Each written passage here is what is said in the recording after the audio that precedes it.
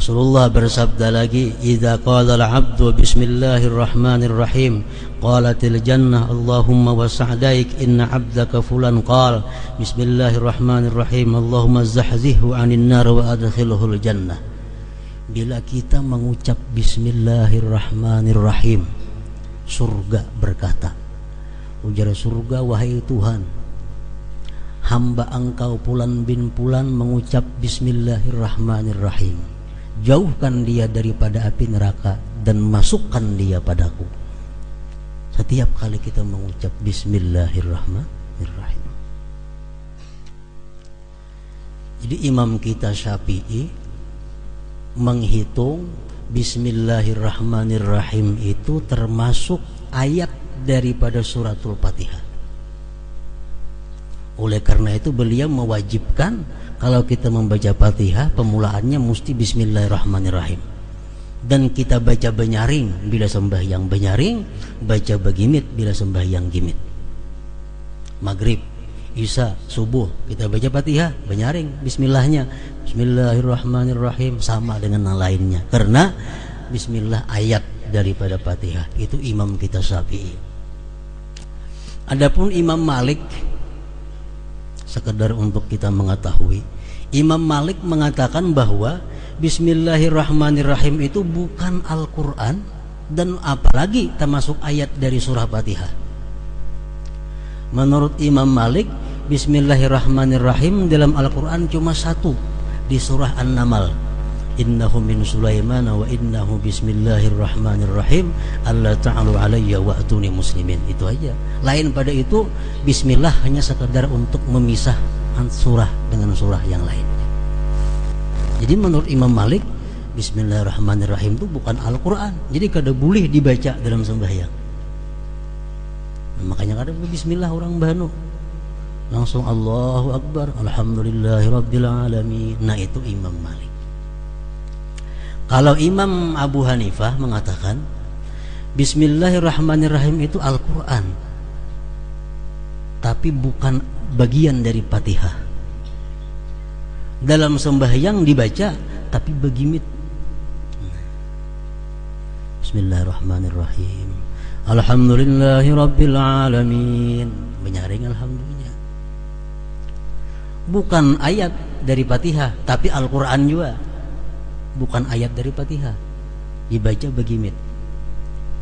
Kalau mazhab Hambali mengatakan bahwa bismillahirrahmanirrahim itu ayat daripada Fatihah juga, tapi dibaca begimit, alhamdulillah mulai benyaring. Nah, kalau kita keluar negeri misal, kita melihat mendengar imam macam itu, mungkin berlainan mazhab dengan mazhab kita. Nah, jadi masalah kayak apa andai kata kita mau ikut imam, nah imamnya kata bismillah. Misal kita berjalan ke daerah mana nang orangnya itu mazhab Malik.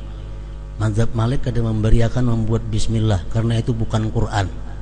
Jadi kalau imamnya ini orang mazhab Maliki, Allahu Akbar, alhamdulillahirabbil alamin. Nah, kita di belakang kayak apa mazhab Syafi'i? Boleh kada mau ikut itu?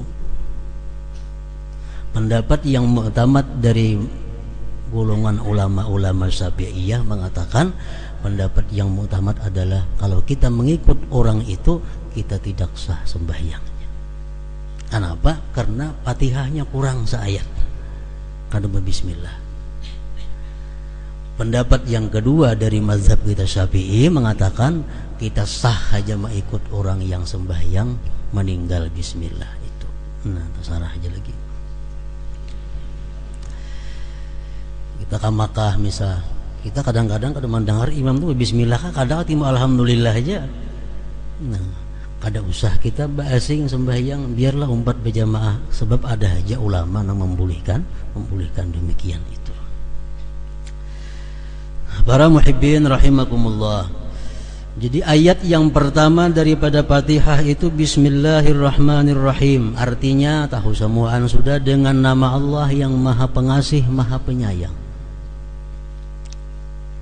Dalam kitab Nahu, setiap kali huruf jar bi itu mesti ada ta'alluqnya, hubungannya. Dengan nama Allah yang Maha Pengasih lagi Penyayang, akra'u, aku membaca. Atau dengan nama Allah yang Maha Pengasih lagi Penyayang, abtadi'u, aku mulai. Kalau kita hendak makan, bismillahirrahmanirrahim, dengan nama Allah yang Maha Pengasih Maha Penyayang, aku makan. Kalau kita hendak minum, bismillahirrahmanirrahim, asyrabu, dengan nama Allah Maha Pengasih Maha Penyayang, aku minum. Nah, jadi ada kalimat yang dibuang. Jadi waktu kita membaca bismillahirrahmanirrahim, dalam hati kita dengan nama Allah yang Maha Pengasih, akra'u, aku membaca ini kalam Allah Subhanahu wa ta'ala. Artinya kita ini bisa membaca, kita ini bisa berdiri, kita ini bisa sembahyang dengan nama Allah yang Maha Pengasih lagi Maha Penyayang. Nah, itu bismillahirrahmanirrahim. Mengenai bismillahirrahmanirrahim ini banyak sabda-sabda Rasulullah yang menerangkan tentang bismillahirrahmanirrahim. Mulai dari hadis yang kualitasnya sahih sampai yang dhaif. Rasul bersabda, kullu amrin dzibalin la yubda'u fihi bi bismillahirrahmanirrahim fahuwa abtar. Tiap-tiap sesuatu perkara yang mulia yang tidak dimulai dengan bismillahirrahmanirrahim, maka perkara itu akan kurang berkah. Kita makan, kita kada bismillah, makanan kita kurang berkah. Kita minum, kita kada bismillahirrahmanirrahim, minuman kita kurang berkah. Tiap-tiap perkara yang mulia yang tidak dimulai dengan bismillahirrahmanirrahim, maka itu kurang berkahnya, kurang kebaikannya artinya. Hadis beliau lagi mengatakan, man arada ay yahya sa'ida wa yamuta syahida falyaqul inda batida'i kulli syai bismillahirrahmanirrahim. Siapa yang hidupnya beruntung, siapa yang ingin hidup beruntung, ingin mati digulungkan dengan syuhada, orang-orang yang syahid fisabilillah, maka hendaklah dia mengata tiap-tiap kali memulai sesuatu yang baik dengan bismillahirrahmanirrahim. Rasulullah bersabda lagi, idza qala al-'abdu bismillahirrahmanirrahim qalatil jannah Allahumma wasa'daik inna 'abdaka fulan qala bismillahirrahmanirrahim Allahumma zahzihhu 'anil nar wa adkhilhul jannah.